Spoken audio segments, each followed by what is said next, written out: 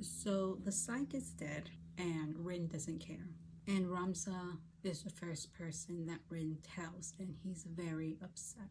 He's very young and he considers the Cike his family. It's like their motto. They've been saying this for a very long time. Alton was a good person to keep that motto. To have Rin not keep to that motto really hurts as the listener, and it's very cruel of Rin to be hung over and just tell him this news. And she just doesn't care. She's never been part of the Cike the way the Cike is bonded together. And I can understand that because Rin just became a shaman versus the others who have been together for quite a bit. And Rin says that she doesn't want to be their Alton. And it's frustrating to hear this because she took the position because of Alton. And for her to just say now, I don't want to be your Alton. It's like, why were you fighting so hard to keep it then? Why does Rin want a high position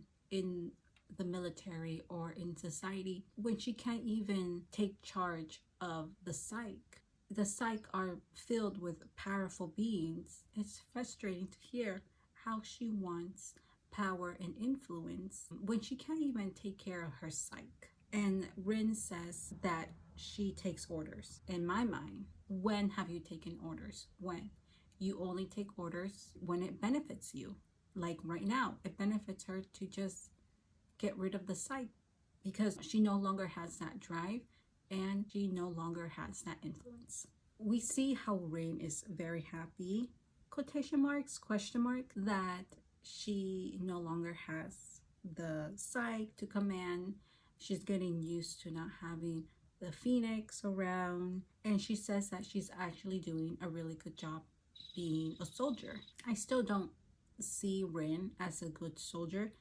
She's only a soldier in this moment because she has nothing else. And we have some contradictions going on right now where she's happy she doesn't have the Phoenix, but then moments of anger, like when she's with Petra, she wishes she had that fire to burn her up, or when she's in this battle, she wishes she had the fire to easily get the win. It's these contradictions that frustrate me because you just said you were okay without the fire and now you're saying you want the fire. It just shows that she is trying to lie to herself, saying that she's okay being this foot soldier even though she's doing a good job. Rin doesn't want to be a foot soldier. That's the reason why she made this deal with the Phoenix, is so she can gain power. And then we move on to one of my favorite parts in the series. It's three friends around a campfire. It feels like a memory you can hold on to for life. And it's between Rin, Kitai, and Nezha. It could have been this really great moment between three friends, but it does get political. Rin talks about a shaman army. Nezha talks about modern weapons.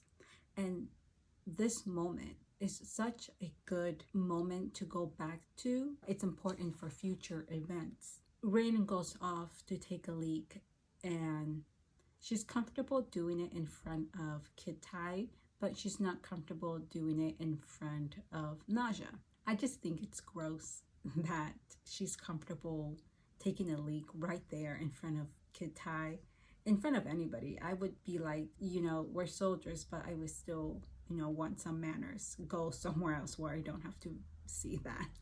It's, for me, it's just gross, but it's wartime, so I get it. Anyways, she goes off and she trips over unalive people. They later discuss that these people were running away from the rebels, meaning they were running away from them. Nezha sometimes acts naive to situations like this because he's taken aback as to why they would run away from them. They would have gotten a vote.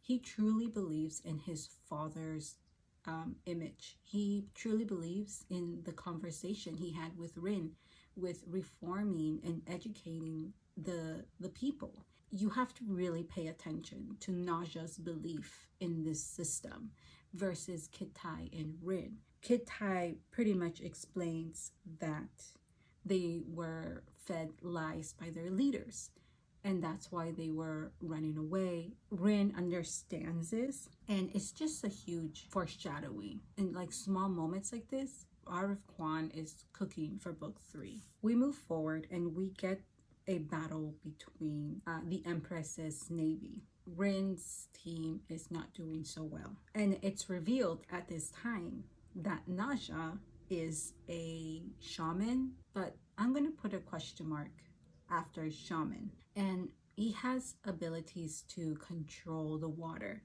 and he does so to defend and attack. Rin sees this, and she is shook and is very eager for an explanation. And there were like little hints. You can pinpoint some hints that were given throughout book 1 and 2 about Nezha possibly being more. Obviously in book 1 is him being able to heal rapidly, and in book 2 we have Viceroy saying that he's had a shaman or two under his belt. He understands how to discipline them and could possibly be hinting at Nezha. We also have him flinching when Rin suggested that Nezha become a shaman.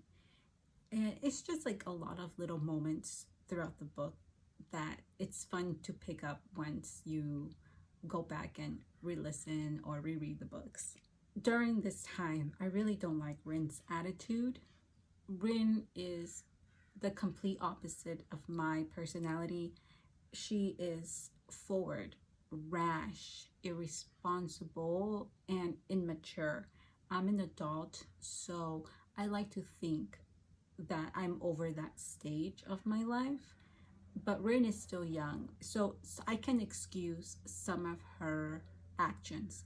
But for her to go and flat out get an explanation from Nezha about him being a shaman and why he didn't tell her, it's pretty obvious to me as to why he didn't tell her, or why he didn't tell anybody. He just didn't want to. I would have left it at that. For me, you want to talk about it or you don't want to talk about it. The answer I'm given is the answer I'm given.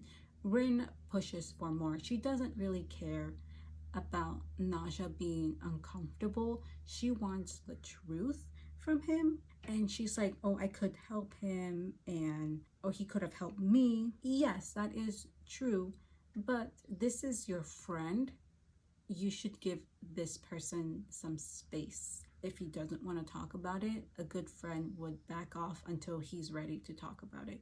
There is a moment where Rin is taking care of him after she knocks him out when he used his shaman abilities, and she really cares for him. I don't like to ship Nezha and Rin together because these are two characters going in different directions. They care deeply about each other, and you can just see that the way they're bonding is starting to become something more. I don't think that Rin is good enough for Nezha. That's my other reason why I don't ship them together. Nezha is becoming this man, this mature adult. Rin is not doing that.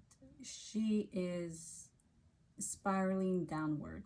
The way she acts and the way Nezha has to treat her almost like a child. He's very patient with her.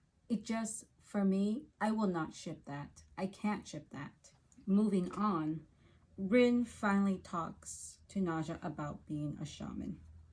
She says that she would do anything to get the fire back, and Nezha should be happy that he can control water and win this war.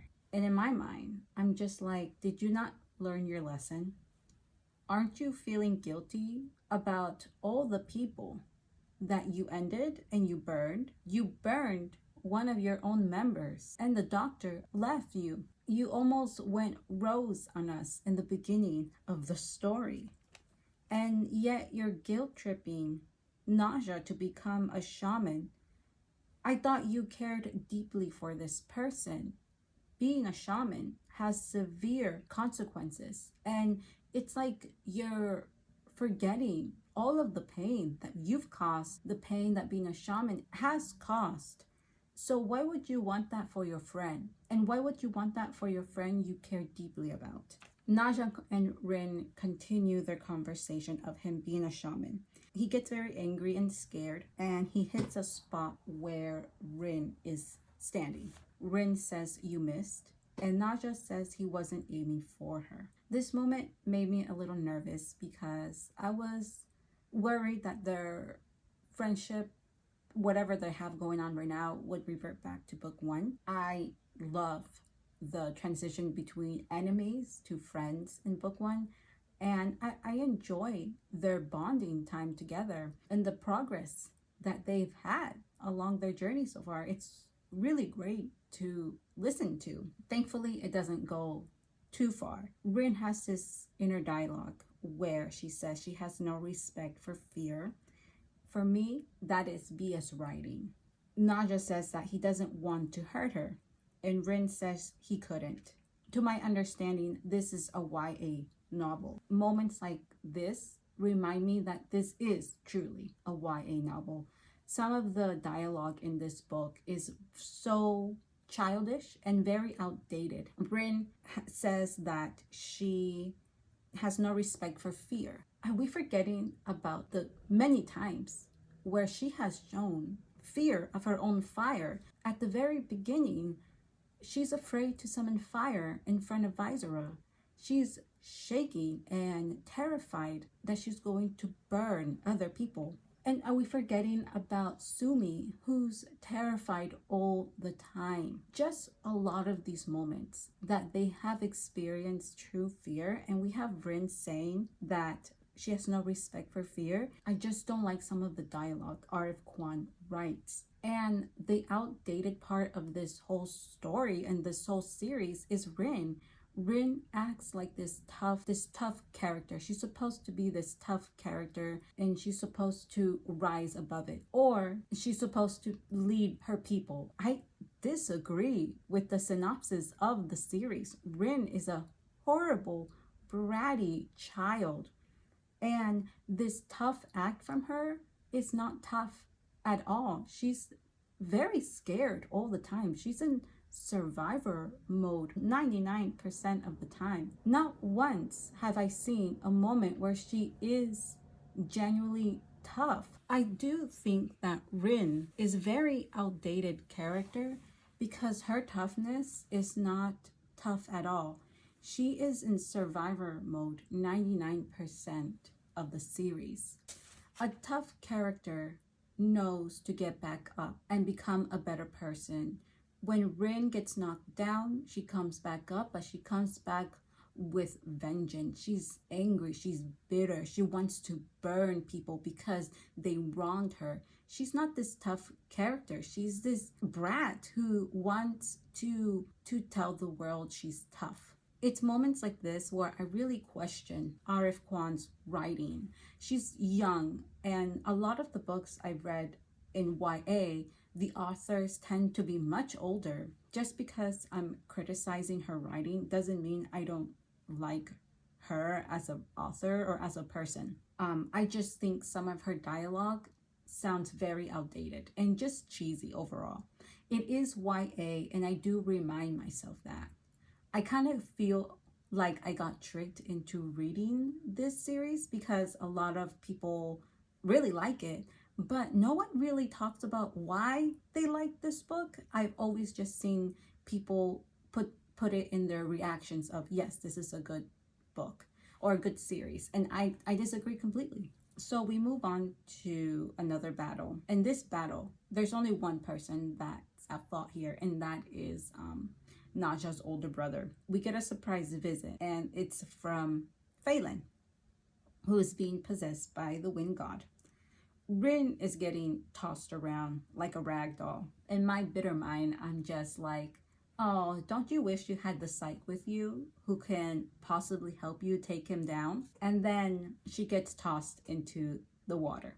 At this moment, when she needs help, who's there to help her? Not Nezha, not the Cike. Rin is not a charming person, so she doesn't have any allies on her side.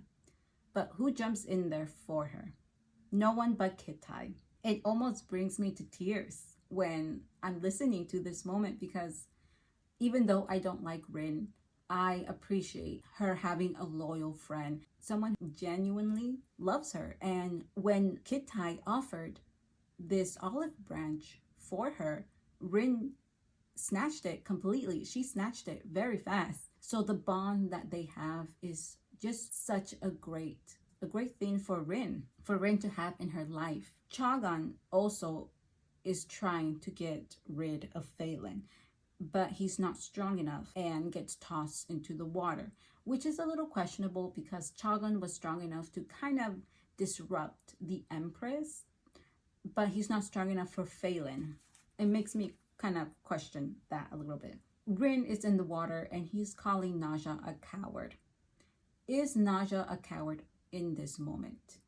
I'm gonna say no, because even if Rin didn't know that Nezha is a shaman, she wouldn't have called him a coward.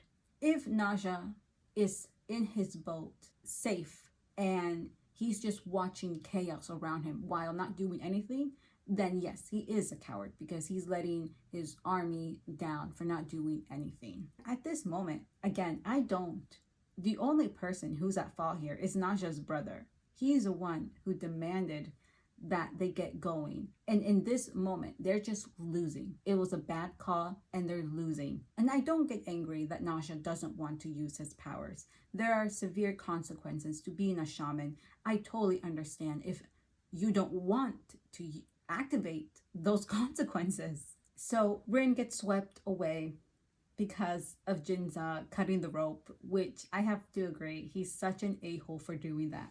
She blacks out and Alton appears in her limbo state. And I'm always going to complain when Alton shows up. I think that bringing up Alton all the time, it kind of reminds me of the obsessive trope where the main character, who's usually a girl, gets obsessed with the male lead or the male interest. And I'm just really tired of that. This obsession or this illusion of Alton needs to be cut off. If I can give some critique to RF Kwan here, it would not be Alton giving her these nasty remarks. It would be Rin. I understand that Alton was this very nasty person in her life, this very dark, broken thing in her life. So I can see how when Alton's illusion comes to her, it's nasty and it's ugly. But I wouldn't have liked it if it revolved around Rin's own image, calling her these nasty things, because it is her own conscience telling her these nasty things. I feel like she blames it on Alton. She wakes up and I'm happy to see Quara and Chagan and Cike with some missionaries who are there. The missionaries are completely traumatized and at this moment they're not very friendly. Rin knows that if she can get them to safety, that she could possibly get a favor from the Asparians. It's a good idea. Rin comes up with a plan to get them back to Visra. Chagan, his very cynical and angry self when Rin always says something, points out they are probably unalive and what's the point of going back? Which is what he said back when they were cornered by the Empress. Rin wants to go back, but Chagan just berates her. He lashes her with the truth. And all this pent-up anger I feel for Rin, I love that Chagan expresses it and just throws it in Rin's face. I feel so validated and so seen in these moments because Rin needs to hear this. Chagan is basically telling her, you want to grovel back to Visera, take orders, and you didn't even put up a fight when they took away the Cike. It is so satisfying when Chagan is yelling at her. He also says that she likes to take command and she's like a dog. Rin says, I'm not a dog. And in my head, I'm shouting, yes, you are. You're taking orders. And even a foot soldier has some dignity to the way they take orders. A foot soldier is not looking to be taken care of. Most likely they're there because there's benefits to being a foot soldier. Rin is taking command from Visera because she gave herself up to him. She wants someone to take care of her. And the way you're acting, it is like a dog. Rin is very reactive. She's scared a lot of the time. And she reminds me of those dogs that bark at everything because they're scared. And what do dogs do when they're scared? They bite. And when Chagan is just railing her, I feel that Arif Kwan sees this also. Like, she understands Rin's actions and she's just also telling her off as well. Rin comes to realize that this is about Alton. Every time Chagan brings up his anger towards Rin, it's because of Alton, which I agree. She tells Chagan that he's obsessed with him, and in my head, I'm like, you are just as obsessed with Alton, just like Chagan.